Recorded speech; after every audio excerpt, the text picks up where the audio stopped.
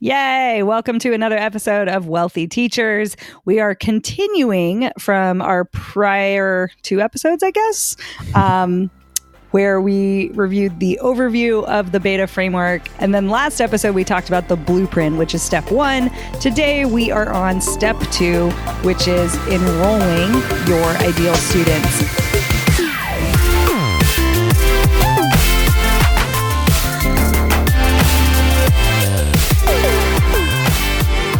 This is an important step because if you don't have any students, you can't teach, and that's not good. Well, you don't have any money. You don't have any money and you don't have a course. Oh, it's so bad. It's the worst. It's also the scariest step, I would say, for pretty much everybody. This is the lot of issues here, right? Like, especially in the course world, like what if I quote unquote launch and no one buys? Right. So this is the scary, scary step. So hopefully the way we teach it and explain it will help you think differently about that. Right. Yeah. So the way we teach enrolling, and we talk about enrolling in the sense that we are now ready to collect dollars from people who want to step into this beta process, this beta course with you, the teacher. You're not doing a big, huge, mega launch with Facebook ads and landing pages and webinars and all that stuff. Really, shocker, right? Yeah, right. The theme of the whole beta process. The theme of all of this. Keep it simple. Work with what you have around you, and that includes people. So don't go trying to reach out and find new people. Just, you have people around you. You have a following on Facebook, on Instagram, on Twitter, on whatever. Talk to them. See what they want. You have an idea from your blueprint phase of what you're ready to teach, and see how those two things line up, what they want, what you're offering, and just have conversations. Just talk to people. It's not always easy, especially an introvert like me. I'm not going to go reach out and start DMing people, hey, buy my course. You should. No, I'm just kidding. Well, probably not like that. No, and we're not really teaching exactly don't do how. Don't do that. Yeah, exactly. Step 1, don't do that. But yeah, like we're not going to get into the like ins and outs of like how to message people or anything, at least in this episode. But what you're doing is you're, exactly, initiating conversations with people that are currently around you. And the way we talk about, who's an ideal student, we call them FYS students or students. Oh no, we're now an explicit podcast. Oh wait, we bleep, I think. Whatever. Either way. These are the people that are like, yeah, Lindsay, like, I'm so excited. Like, I will do whatever you say. I love everything you do. Like, these are your people. And so just having conversations with someone who you would imagine as an ideal student for your product, having those conversations in Messenger, showing them the syllabus, the blueprint that we talked about, and updating it, like Derek mentioned in the previous episode, that like someone's like, oh, you're not covering this. I would totally be down if it had that. And then you say, great, I'm totally going to add it because this is for you. Right.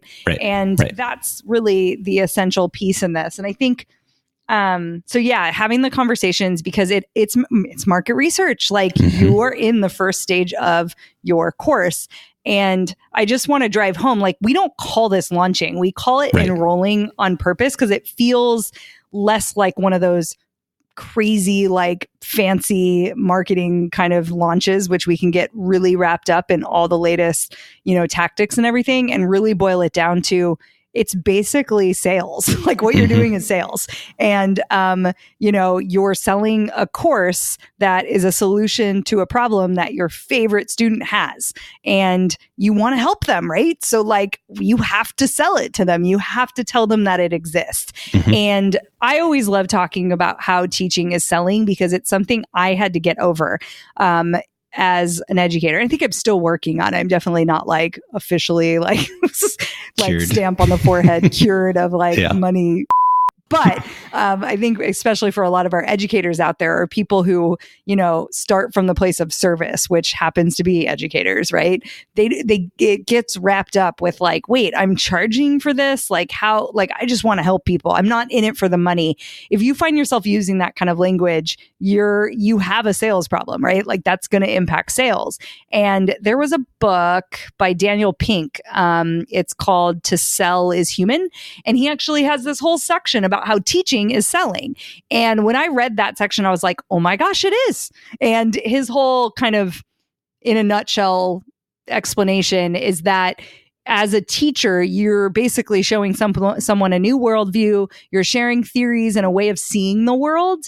And you kind of have to convince them that that makes sense. And that really struck for me, especially from my background, which is sociology, which in social science, there's a lot of like, whatever, like arguments and theories that you kind of have to say like, okay, like how much of this like makes sense? And so you're taking your students through that kind of journey. And so that I felt like made sense to me. And once I realized that teaching is selling and selling is teaching, especially when you look from that perspective too, right? Like you have to, your prospective buyer has to have a certain level of awareness and beliefs around what your product can do for them. If they don't have that, they're never going to buy anything. So you have to teach that in some way. I think where it gets messy is people think that teaching is telling them everything on how to do all of it. And so why would they ever buy?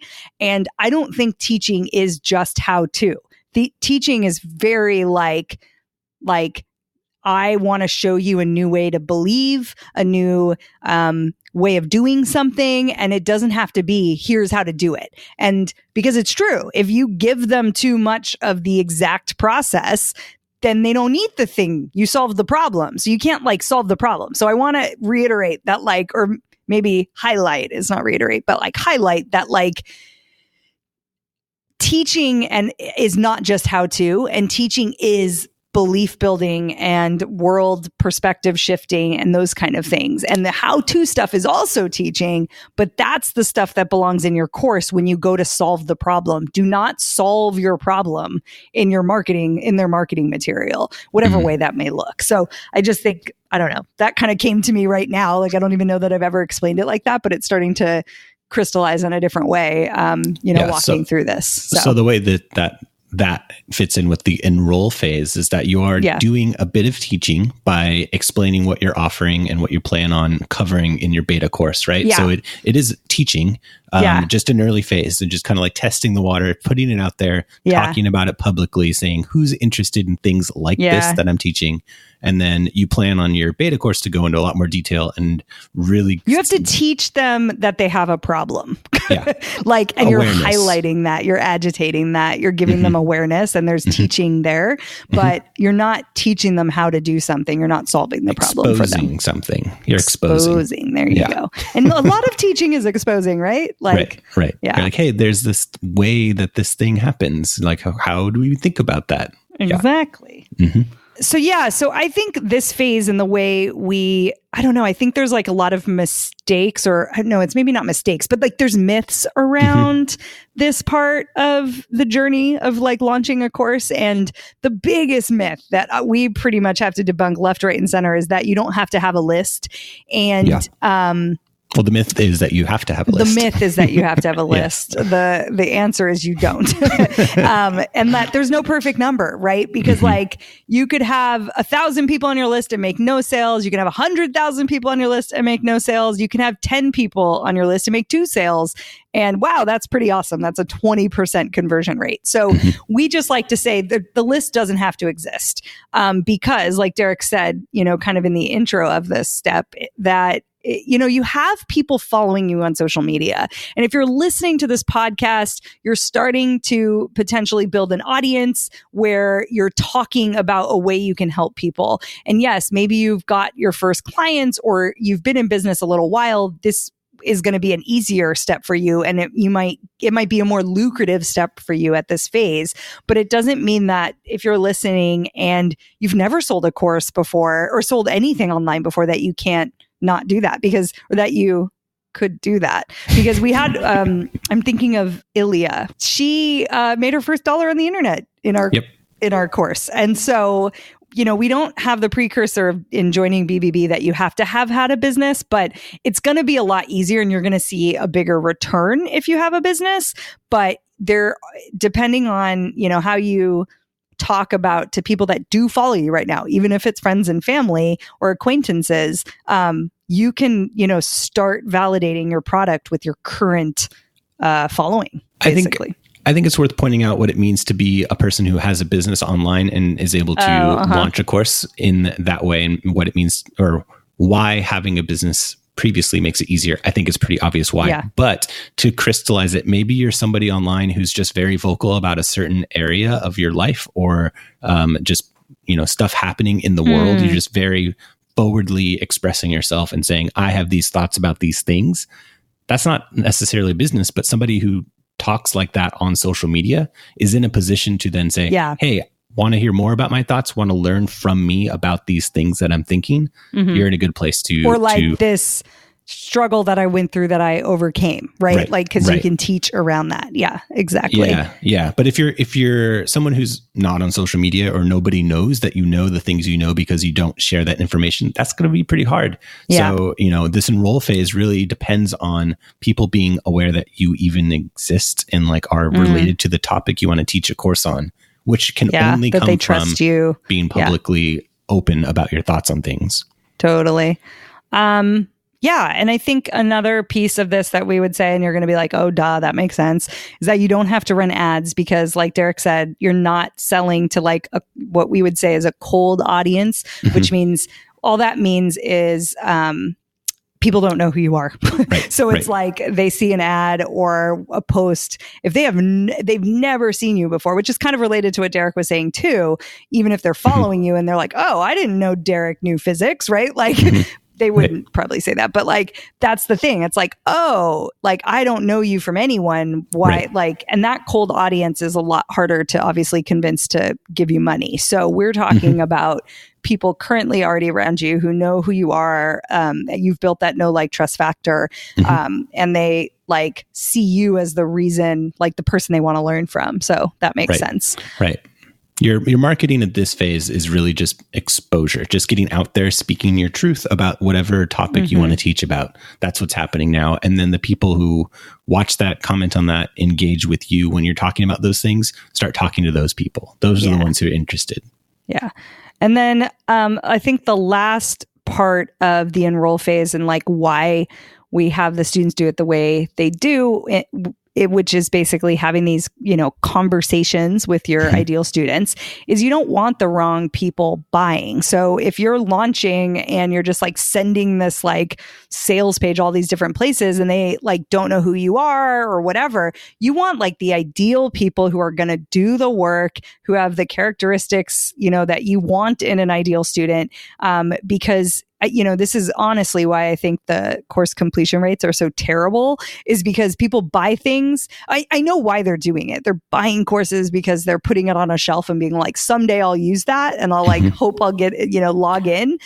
That's a main reason. But like another reason is sometimes people buy courses and that's not actually their next step. They had every intention of like completing it at some point, but like, oh shoot, my business actually isn't set up to be able to even execute this thing. I just really liked the marketing. Right. And so we want people in our courses that are going to go through and complete. That's like, right. That's why you're here and listening, is you care about student success. And so, the right people who have the right problem and are in the, maybe I shouldn't say the right problem, but like the right stage to solve their problem, right. Well, will show up. We talk about how this is the whole beta process of teaching is a conversation with their students. You want people to have the right conversations. You don't want to be teaching a course on how to navigate the New York subway and have 10 people from New York in your course, and then one from San Francisco who's asking questions about how to get around San Francisco, trying to drive your course topic in that direction. And you're like, why? You shouldn't be here. Like, this isn't what we're talking about. We got the whole group of class, like, waiting for more information about this thing. You're driving us somewhere else that's distracting. Weed those people out ahead of time. You don't want them to steer your course in the wrong direction. I would say like another like symptom of that is like, I noticed it like with Emily Hirsch, who has a product called, is it called Ignite? Yeah, it's called Ignite. So she teaches Facebook ads. And I think she's heading into her second launch of it. But, before she even created this course, mind you, she's been doing lots and lots of one-on-one work and has this agency, but she kind of figured out like pretty pretty early before she like actually started creating the content for her course that she wasn't going to serve e-com people and like e-commerce folks. She was going to serve coaches and consultants and service providers and influencers who were the face of their brand, right? And that then made her product better because then she didn't have to go, oh yeah, well, e-com, sorry, it's different for you because you're selling a physical product. Or like, and in her course say like, oh, well, it's different for you because. And so I think if you know that ahead of time, that's awesome, and pay attention to that, because it doesn't mean that it's the wrong person. It's just like Derek is bringing out, like, they're not bad, like they're not doing anything wrong. It's just like not the right different fit for like your focus of what you're trying to do. And that by widening it, it actually impacts you as the teacher and the students in the class. If you're trying to be everything to everyone, that's not a good thing. And so she knew that ahead of time. And so her ideal student was not an e-com person. But I will say that sometimes it takes you running your course to find that out. And so that's okay too. And so that's why, again, the beta experience is so important, because you want to be able to test that out. Like, you recognize like who waves their credit card and like swipes for you might not be who you thought. And if all of a sudden all this other group of people showed up, it doesn't necessarily mean a bad thing. It just means, oh, it spoke to this segment of my audience.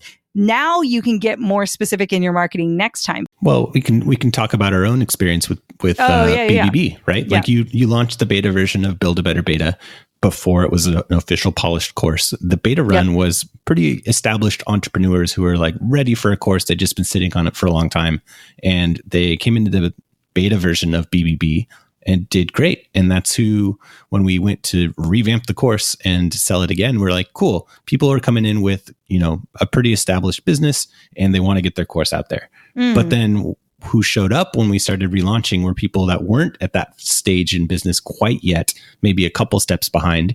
So what did we do? We had to tweak BBB a little bit and added a nice chunk of content that was addressing the people who did show up, right? And that was like a big revamp part of the next phase of BBB. Yep. So you can tailor, if it's little shifts, and because that's who's showing up, go ahead and make those changes in this phase, this enroll phase. Exactly. Yeah. And I think one of our best examples from our program is Lydia Kitz's story around this, because she had been in business a while, right? And so she's also a professor and does a lot of cool stuff around social media and like websites, and actually using data to help people build websites that are strategic and like get people to buy things. We all want that, right? And so she's tried creating multiple courses, and she has these stories of creating a course one time, and I think she had like 6 or 7 people enroll and no one finished at all. Like, they got to like module 2, and then she ended up just being like giving them their refund and being like, okay, fine. So that scarred her for a really long time. And then she decided to join Build a Better Beta, and in her like launch, which she did within like about 7 days, she made a couple pivots. Like, first was a pivot around the amount. Like, she started charging $497, and it was about actually how to create a stable income as a freelancer. So really important need. And it was focused around money. And I remember in the middle of her launch, she's like, well, everyone's telling me that it's too expensive. And so we started looking at what the offer was. And I said, look, I'm fine with people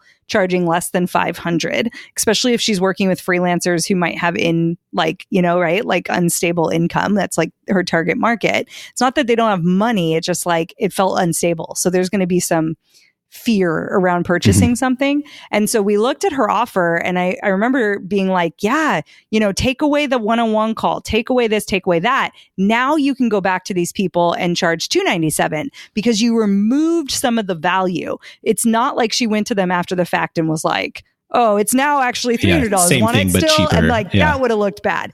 Right. So, and then in the conversations that she had with her students, they also said, I don't want to be in a Facebook group because I don't really want to admit publicly to other business owners that like I'm not okay with my finances, which is a fair, right? She didn't even think about it. And so she's like, I guess I can have an email course and have it on Slack. And we're like, yep, you could totally do that.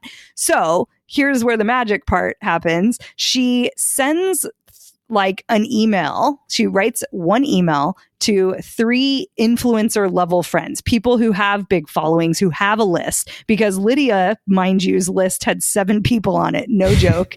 She even jokes like, I think one was my mom. Yeah. Her grandma. Testing things. Yeah, exactly. The 3 different emails that test your account. And so literally she didn't have a list. And she basically didn't ask and said, I'm willing to make, a masterclass for your community. She made it a win-win for both sides. But she said, yeah, I think this would be a great thing. It's a beta experience. And I know a lot of freelancers struggle with this. And so she reached out to 3 people, goes on a hike with her family in the middle of the day, and comes back like 5 or 6 hours later. And there was like 112 signups at $297 a pop. So over 30K, just like that, with no list. And that's the thing. We want you to recognize that your influence may not look like a number on a list or followers on Instagram, but it might look in your relationships or past clients. And so we're not going to get into all the different ways that you can like enroll people and all of that. We do definitely cover that and Build a Better Beta. But what we want you to know is like, you don't have to have all these things in place for you to get this first iteration out and get the product validated, because that's the most important part. And so Lydia was just like so grateful, because she's like, man, if I sat and like created another course like that, I was traumatized from my first couple launches. And this actually then was the opposite. Like I was blown away by how many people wanted help. And she did exactly what we talk about, which is set up a blueprint. This is, I hope this is what the course looks like, but I'm willing to change it. And then she did change it, and then had huge payoffs because of it during the whole enroll phase, where she's, talking to people and asking them, reaching out. Like, hey, I'm putting together this. You might be a fit. And people gave her feedback and said, I don't want the course to be on Facebook. Great. Check. Right. I don't want it to be, right? Like, I don't need that much support. Okay. Check. I'll make it cheaper. Right. Like all good things. And then 112 people. I think she got like 5 or 6 on her own before that big part of the like blew her away. And then she got like another 10, I want to say, or something like that. Yeah, so like 130-ish something people. Like that. Yeah. So pretty awesome. So amazing. That's what we want you to walk away knowing on this one, that it should not be a complicated launch. You're having sales conversations. You don't necessarily have to get on the phone. We get that question a lot too, unless you are creating a beta that is over at probably between like over $1,500, maybe over $2,000. You probably will want to get on the phone. We're not going to spend this episode talking about pricing. Maybe we'll talk about that a separate episode, but like we don't do free betas, that's for sure. So $200, $500. If it is more of an expensive experience for whatever reason, which people have done, they've capped the number of people and they've made it more expensive, then you probably need to do sales conversations like on the phone. But we're talking about a couple $100. So typing conversations. DMs is the perfect place. So awesome. Cool. Well, that's the E phase of the beta. So we did blueprint, enroll. Next up, we will be discussing teaching. I hope we don't make it an hour, because I might accidentally. No, I'll try and I'll have a bell or something. Okay. Perfect. All right. We'll see you in the teach phase.